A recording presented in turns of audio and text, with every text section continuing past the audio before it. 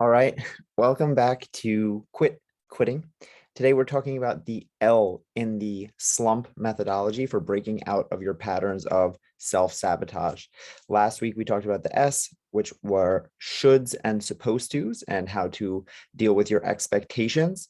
And this week we're talking about L, which stands for lack of or lacking clarity. Clarity is going to be the big topic of discussion for today because the question is, do you know where you're going? Because you can't reach a destination that you don't set out for.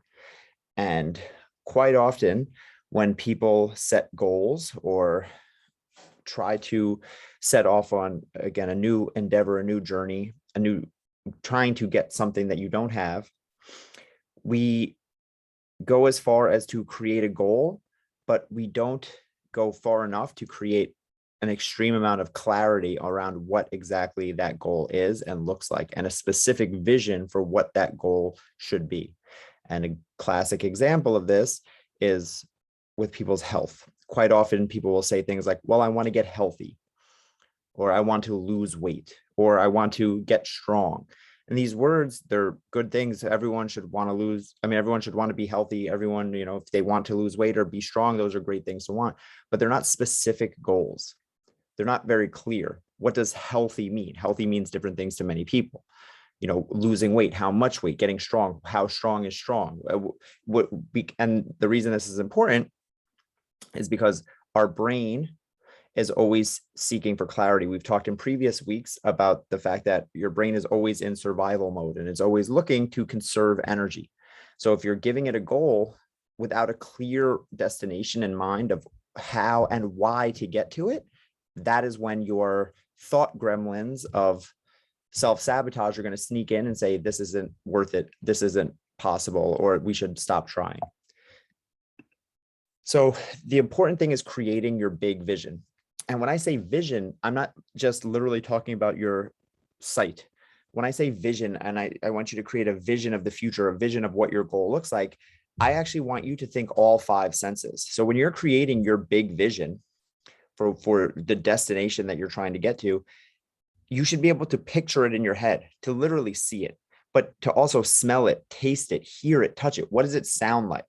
When I'm thinking about my vision for where I want to be in my life 5 years from now, I know what it smells like when I wake up in the morning. I know that it smells like coffee is already being made and there's dew outside on the grass.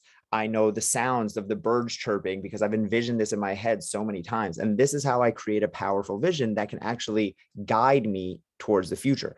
That's not just me saying I want to be successful.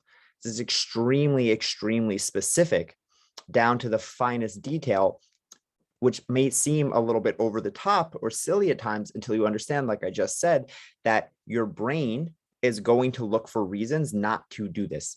And if you're not specific enough, it doesn't feel real to your subconscious mind, and you're not going to have the wherewithal to power through the harder times. Meaning when your brain goes, what are we even healthy? What is that? I don't know. And then we quit.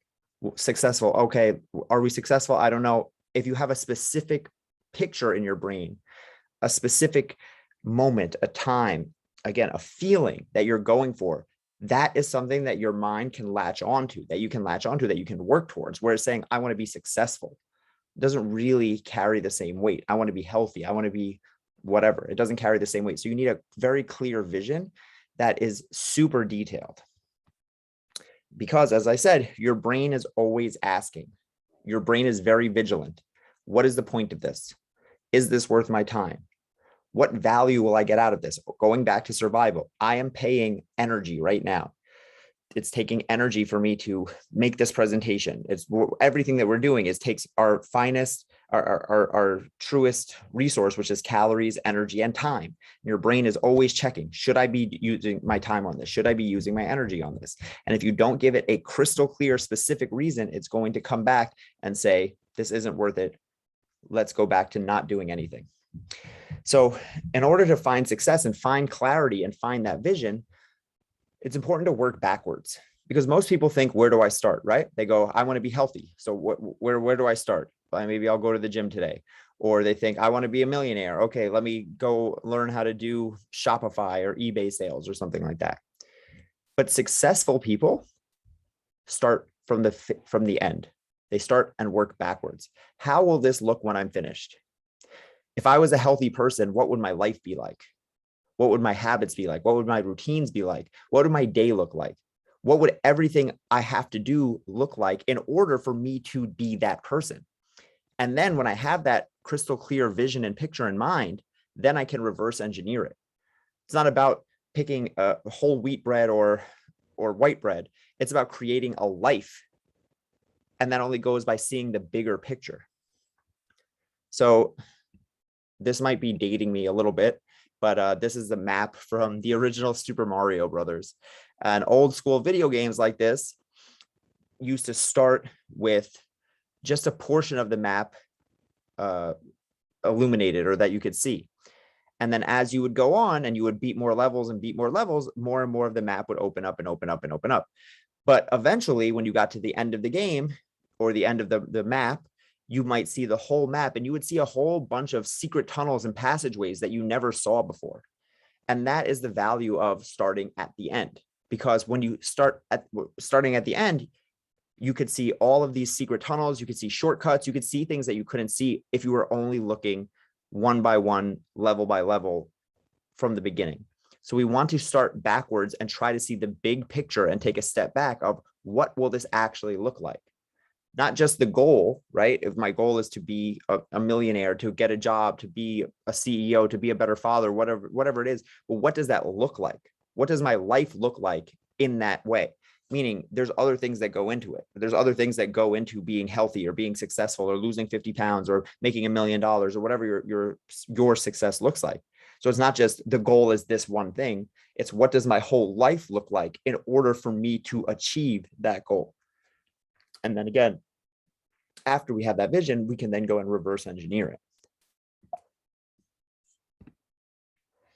And a big part of working backwards is understanding that a lot of people start at the wrong place. So here it says have, do, be. And this is how a lot of people look at setting goals and creating a better life, right? When I have more time, then I'll do the work and then I'll be the person. Okay. When I have more time in my schedule, then I'll do the workouts and then I'll be healthy. When I have more energy, then I'll do the extra work after hours at my job, and then I'll be promoted. So they think they have to have the thing, something that they don't have, right? And when I finally have that thing, then I'll be able to do the action, and then I'll be able to become the person. I'll be able to receive that result after I have what I need and I'm able to do what I have to do.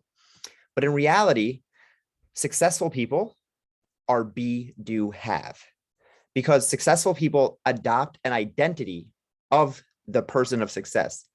By becoming a successful person and identifying as that and having a clear vision of what a successful person would do, then I can do that thing. And then that leads me to have the result. So instead of waiting to have something, waiting in to have more time, to have more energy, to have more money, to have more whatever, because then we're waiting for something external so that I can do something and become the person. Instead, I need to adopt the identity of a successful person.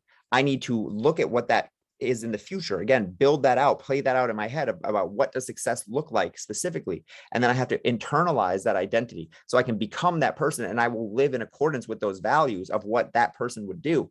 And then I do those actions, and that will allow me and bring me to that result. Because if I live like that person, if I live like a successful entrepreneur, I will have the results of a successful entrepreneur. If I live like a healthy person, I will become a healthy person.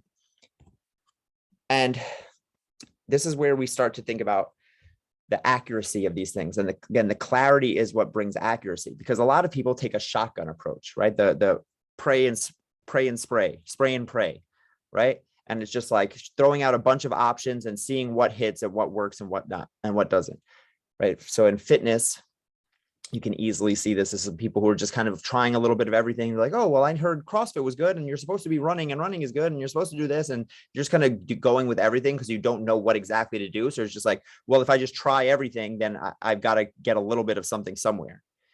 And it's the same thing with money, right? This is people who are in the stock market and also in real estate and also trying to be entrepreneurs and also working their job and also side hustling on Uber Eats and all this stuff. And there's nothing inherently wrong with that, because at least you're doing something. But the problem is it's far less accurate, meaning you have less of a chance of hitting your target because you're trying so many different things. And then it's less deadly, meaning when you actually do hit your target with the right thing, there's less chance of it actually being effective because you're doing so many other things at once. Meaning, if you're the person that is doing 15 different workouts instead of just focusing on one thing, maybe one of those workouts is a good one for you, but you don't know because you're never giving it enough time because you're busy doing all these other things. Again, if you're someone who is focusing on 16 different ways to make money, and one of them is one that you could actually be really good at, but you're never giving it the time, the effort, the energy because your focus is so distracted. So we need to be more like snipers where we zero in and focus on the one actual action that we need, when the one actual result that we're looking to get. And that comes from building the clarity and that vision that we have in the future. Because clarity is what brings us accuracy. When I get crystal clear on what I want, what I need to do, what are the steps I need to take, where am I actually going, right? I have that, and think about that picture I showed you in the very first slide of the guy looking at a map. If you have the exact picture of in your head, the map, where you have to go and step by step by step by step, what steps to take, that quiets out a lot of the noise. You don't have to pay attention to all of that other stuff, all of those other options, because you have a clear plan of action. So why is it so hard to have certainty? And a lot of people would assume that it's lack of information. It's like, well, I just don't know what to do. I don't know which diet is the best one. I don't know how to lose weight. I don't know how to get rich. I don't know how to have more time. I don't know how to set up a morning routine. But if we're being honest with ourselves, which I hope we are, and if you're taking this course, I know that you are, we know that lack of information is never really the culprit. You're watching this on an information machine. You're watching this on your computer or on your phone, and the thing that you're watching this on has the answer for every question that you could ever ask. So nothing that we suffer from anymore in the year 2022 or 2023 and beyond is coming from a lack of information, because we have all of the world's information ready to us at any given time. So then if we have all of the information, why is it so hard for us to derive certainty around what exactly to do, what actions to take? And it's actually the opposite. So people think that it's lack of information, but it actually becomes information overload. Because we have so much access to infinite information, you get too much of it, and that causes us not to know what to choose. So it's not that I don't know how to work out. It's that if I Google working out, I'll get 50 million possible responses, and I don't know which one is the correct one to choose, right? If I Google how to become rich in the year 2023, I will get a billion responses and a ton of emails and a ton of advertisements, and there becomes so much that we don't know what to do. And because of that lack of clarity, that's the shotgun approach where it's just spraying everywhere. Our brain shuts down. This is what can be termed as analysis paralysis, some people call it, right? When you're just taking in information, studying, trying to find the right answer, but you can't choose because there's literally infinite information out there. Your brain gets overwhelmed and overloaded by all of this information, and it just goes, screw it, I'll watch another episode of Netflix. So information overload is a huge problem. And then there's just lack of conviction. Lack of conviction means that sometimes you have all of these options, right? There's information overload, and you have 10 options. You could do for your diet, you could do keto or low fat or this one or that one. There's 7 different options. And because you don't have the conviction to stick to one, what people end up doing is they try something for a week or 2 weeks or a month, but not long enough to actually get the result. And then they go on to the next one and go on to the next one and go on to the next one, where in the long run, they end up dieting for 6 months, but they never actually stuck to one thing for long enough.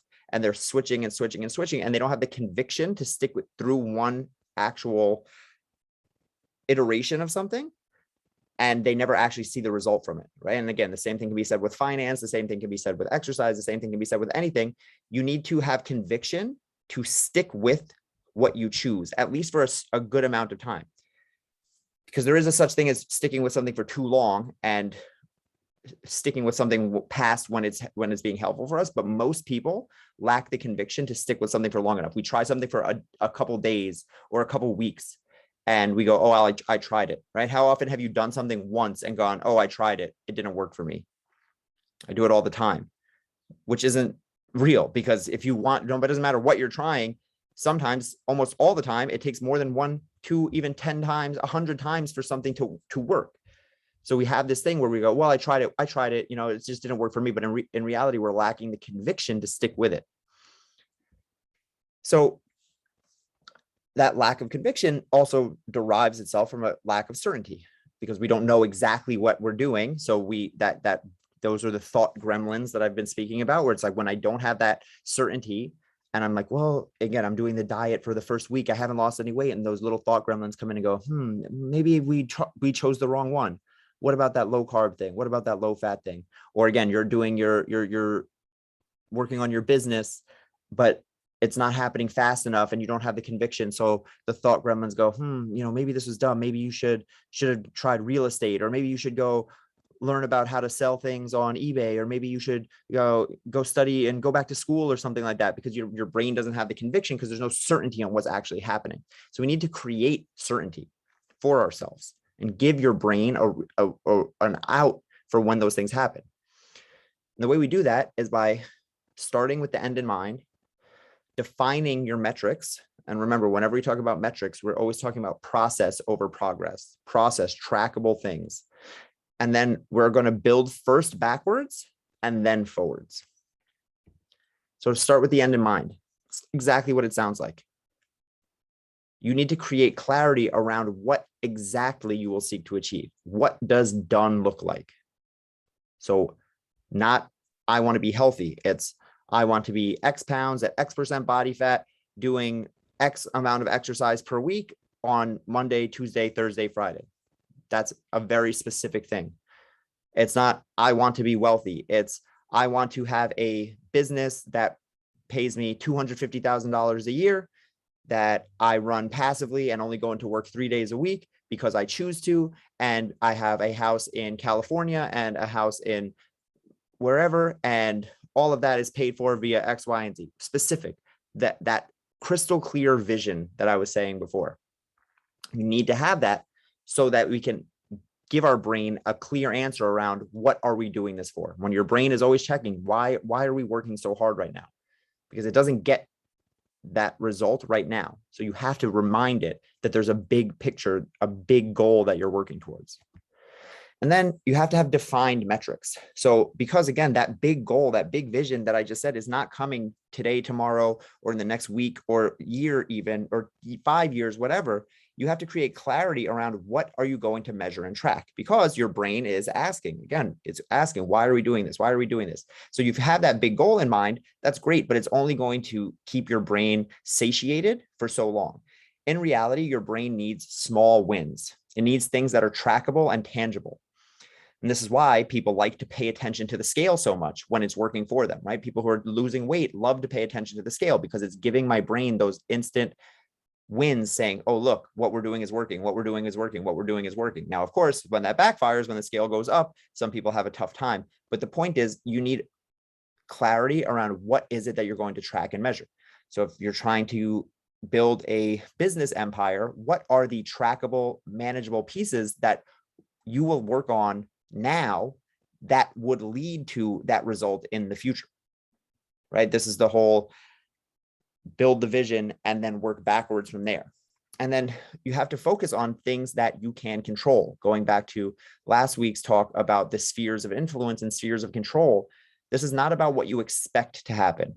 So it's not, if I work out every day this week for the next, and do that for the next 6 weeks, and I expect to lose 10 pounds. So I will track if I lose 10 pounds or not. That's what I'll measure.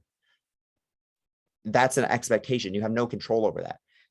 But you could say, because I expect to lose 10 pounds if I work out 5 days a week for the next 6 weeks, what I'll track is the amount of times I work out per week and the amount of weeks out of those 6 that I get 5 workouts, because that is something that is directly within your control. So you have to have clear, defined metrics of what you're tracking and make sure that there are things that are within your control. And then once we have that, first we build backwards and then we build forwards. So building backwards, again, starts with the big vision. It's that big final goal. You got that big 5-year vision, that thing that's going to make you motivated and stretch you. Again, crystal clear. You can smell it, you can taste it, you can hear it, you can touch it. And then we have to break that down, right? So 5 years, if I have a 5-year plan, what does that look like 4 years from now? What does that look like 3 years from now? Where do I have to be in a year and a half from now to be on track to get me to that place 5 years from now, right? So you can see that this kind of it kind of works itself out like that. If I need to be here by year 5, that means I need to be here by year 4, here by year 3, here by year 2, here by year 1, and then I'm starting here. So now it's not how do I get here, it's how do I get here, right? How do I get from where I am right now to 3 months from now, and then 3 months from now to 6 months from now, 6 months from now to a year from now, because I know where I need to be a year from now. So we work backwards first, right? Breaking down those big checkpoints of where do I need to be along that timeline. And then the going forwards part is, now that we know where we have to get to on those big check marks, what do I have to do today to move myself closer to that, right? So if I've broken things down annually with annual deliverables or checkpoints, now I have to go, okay, what do I need to do this week to work myself closer to this year's goal? What can I control? What do I need to do in the next 2 weeks? What do I need to do each and every day? And that's how, by creating a big 5-year vision that's crystal clear, I can actually break down everything that I need to, from daily, weekly, monthly goals, all the way up to a big 5-year plan. And it all goes in a crystal clear path, because I've taken the time to lay out what that actually looks like, what I want it to look like, not what it has to look like or what it should look like, what I want it to look like based on my vision and my dream. So like all of the other things in the slump model, these things can pop up at all different times. So when does lack of clarity strike? And the first time is always right in the beginning, right? When you're starting, when you're just looking to start, you know, you want to build something, you want to be successful, you want to be healthy, you want to be rich, you want to have a better relationship, but there's so many options on what to do. Which book do you read? Which podcast do you listen to? Whose advice do you take?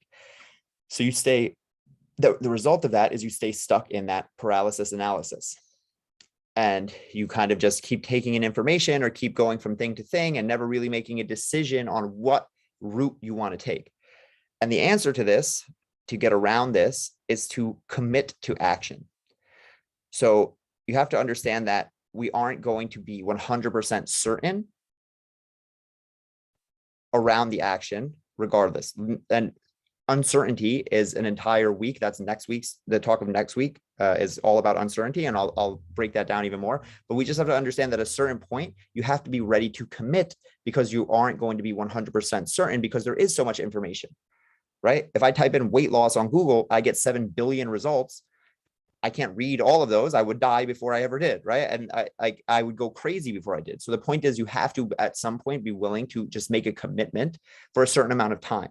And that goes back to those timely deliverables that I was saying before. So say you want to pick a thing, again, using entrepreneurship as an example, you say, I want to become an entrepreneur. I want to start my own business. I don't know what to do. And we Google, how do I be an entrepreneur? You could be a podcaster. You could sell on eBay. You can sell on Shopify. You could start a lemonade stand. You can do this, you can do that. Which one do I choose? So you have to just pick one. Let's say I'm going to do a lemonade stand, and pick an amount of time that's reasonable to give it its fair shot. So don't just say I'm going to try a lemonade stand, because then you try a lemonade stand and you do it once, you do it for one day, you don't make any money, and all bets are off because it's stupid.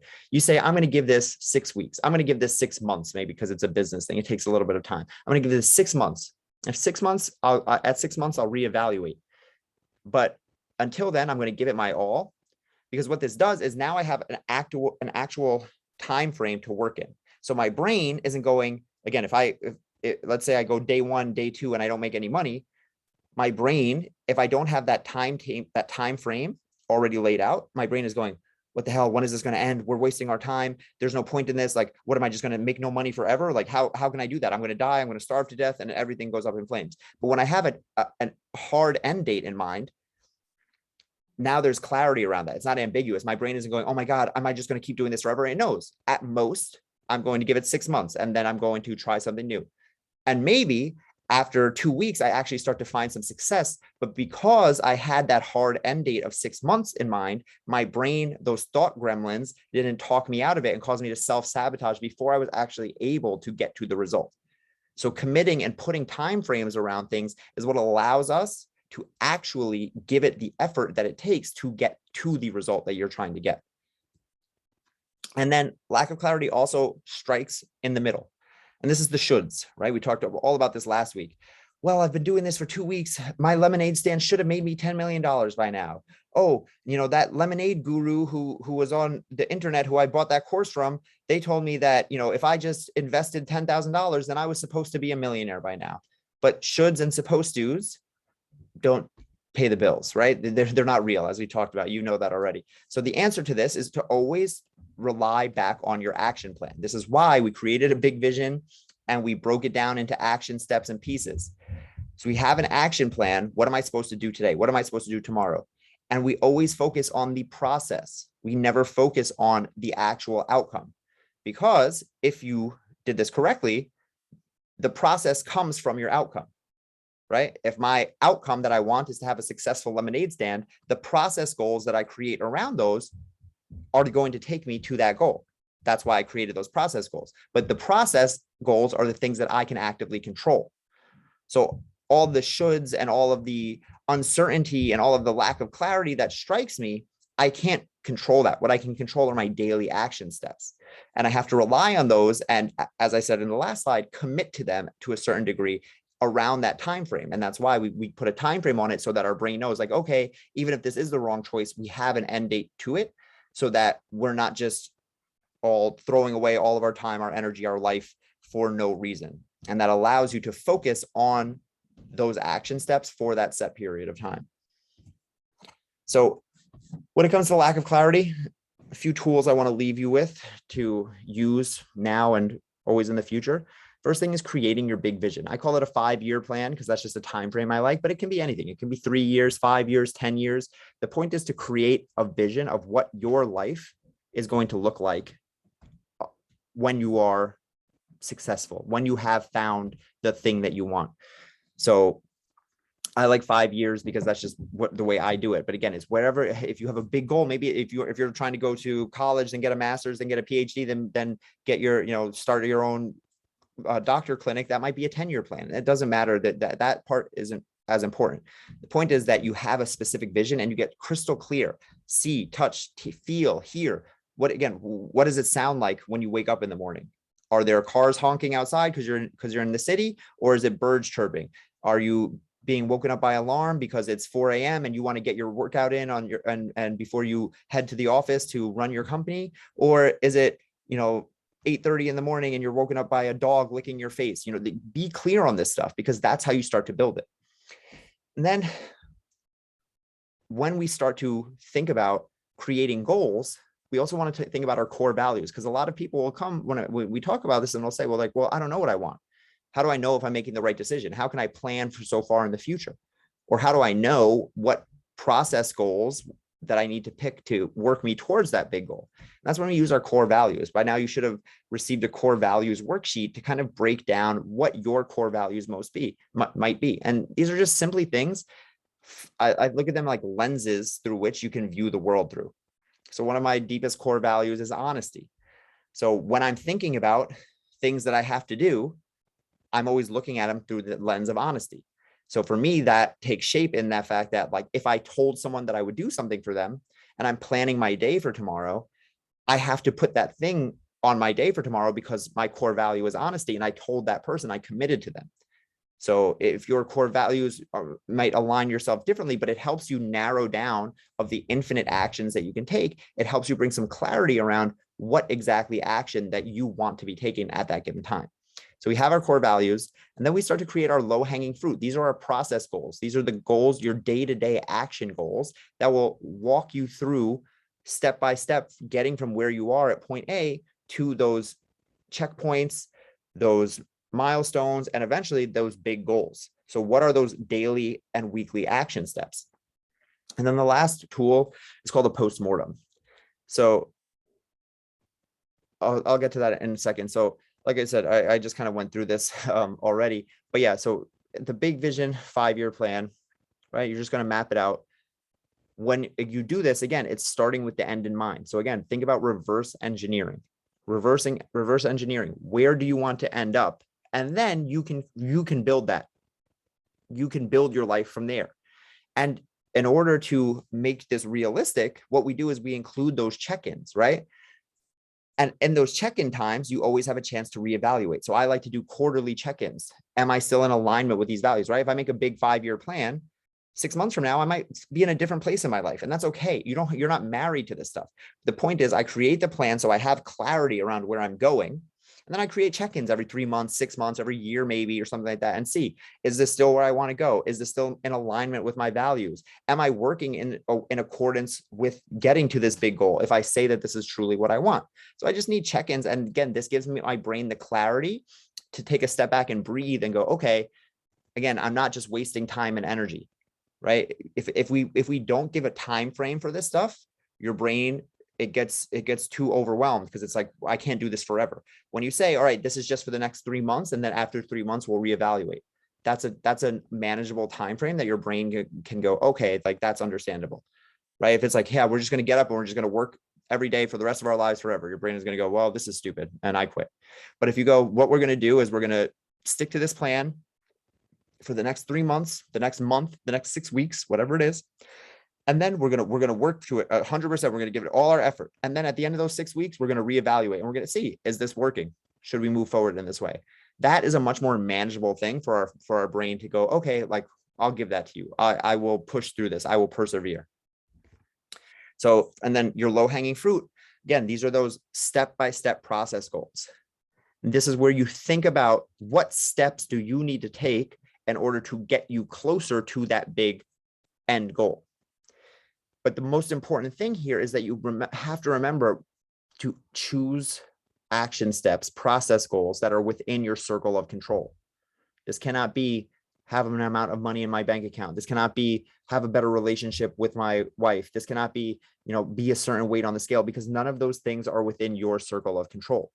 These can only be actions that you can take. And you can say, only speak kindly to my wife, or when my wife asks me how my day was, make sure not to snap at her, because those are within your circle of control. But it can never be anything that you do not directly control. And when you are choosing these goals, I want you to, on a scale of 1 to 10, if I said, how certain are you that you can achieve, that you can do these action steps? If it's not a 9 or 10, I don't want you to do it. Because again, your brain is always going to look for reasons to quit. So if it's a 6 or a 7 or even an 8, and it's kind of wishy-washy about, okay, I want to, again, speak kindly to my wife all the time, but I'm like, I don't know. I don't know that I can do that. That's like a 6, because, she pisses me off a lot. And then there's times that I'm just going to snap at her. All I'm doing, if I set that as a goal, is I'm setting myself up for failure, because I'm setting a goal that I'm only 50% positive I'm going to do half of the time. So that doesn't create the momentum, that doesn't create those small wins to my brain, and it doesn't give it that certainty. So when I give myself a goal, I want it to be something that I have not 100% certainty, because we're not 100% sure, but 9 out of 10 certainty that I can actually actively work towards it and achieve it. And if that means that if it isn't, and you're saying, yeah, I want to go to the gym 5 times this week, and I say, well, how certain are you that you can do that? Well, I'm a 7 out of 10. Then we need to make that goal easier, or change the goal so that you get to a 9 out of 10. So, and then I might say, so then how do we make that a 9 out of 10? And you might say, well, I know I could go to the gym 3 times this week and go for a walk 1 time extra. How certain are you of that? I'm a 9 out of 10. I'm a 10 out of 10. Okay, perfect. That's the goal then. I'd rather you go easier and set yourself up for wins, because again, that's creating the clarity for your brain. It knows exactly what you're giving it and exactly what it's getting. It doesn't like ambiguity. It doesn't like, I might get this. And again, that's uncertainty, that we're going to talk more about that. But the point is, you want to, when you are creating your goals, especially these process goals, these daily goals, these are going to be the things that push you forward towards your big goal. You need to make sure that they're happening. These shouldn't be things that you just wish, like, yeah, like, my process goal is to read a book a week, but you never read. So it's like, yeah, I mean, I'm sure that would be cool if you were started reading a book a week and it would make you learn a bunch of stuff. But if there's no chance that it's actually going to happen, then it's not an actual good process goal either. It has to be things that you can control and things that you can actually do. And the last thing is a post-mortem. Forgive these creepy crypt keeper guy here, but what a post-mortem is, I believe this term comes from stoicism, and it's a business terminology, but basically in the business world, say you were at a board meeting of Apple and they're talking about launching the new iPhone 15. So the iPhone 15 is going to come out a year from now, and we're getting ready to do all the marketing. You know, the CEO might sit at the table and say, let's do a postmortem. And a postmortem is, it's 1 year from today. Let's pretend it's 1 year from today. The iPhone launch happened and it was a complete disaster. Everything went wrong. The stock plummeted, no one bought it, and we're going out of business. What happened? What had to go wrong to make this a reality? So this is exactly what we've been talking about, which is starting with the end in mind, starting with the vision, just in a negative way. What we're looking at is the flip of what we've been talking about with that big vision. A postmortem is going into the future and seeing a future where you don't achieve the goals that you want, where your big goals don't come true, where you don't find success, and then seeing what happened, imagining what happened in your life, in your daily actions, in your activities, in your habits, to make that the case, to make that the reality. Because then again, we can reverse engineer and say, okay, well, I know in my life where I'm not successful and where I don't have the money in my bank account that I want, that a big thing that would lead me to be there would be watching Netflix all day and not doing my work. Okay, I should probably be careful about watching Netflix all day and not doing my work. So we now have two things. We have a big vision of what we want things to look like and a breakdown of what are the action steps that it takes me to get there. And then we have a vision of what it would look like if things don't go the way I want and things don't work out. And then what are the things that I don't want to do because that will take me there. And based on that, that gives us now a ton of clarity. It's not an ambiguous goal of like, well, I just want to be happier. It's, I know what a happy life looks like, and I know what a bad life looks like. And I know the action steps I need to take to get me closer to that happier life. All right. And I'm going to stop recording now and take some questions.